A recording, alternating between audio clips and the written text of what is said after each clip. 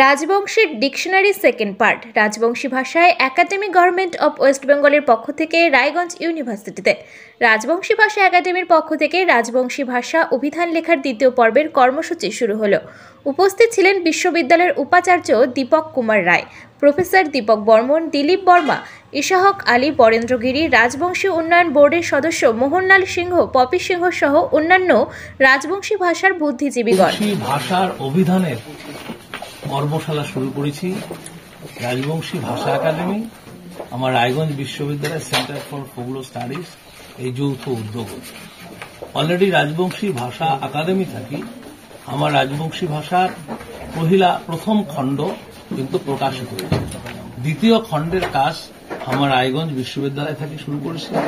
এই রায়গঞ্জ বিশ্ববিদ্যালয় শুরু করার একটা কারণ, উত্তর দক্ষিণ দিনাজপুর, মালদা এই যে গৌরবঙ্গ সন্নিহিত অঞ্চলত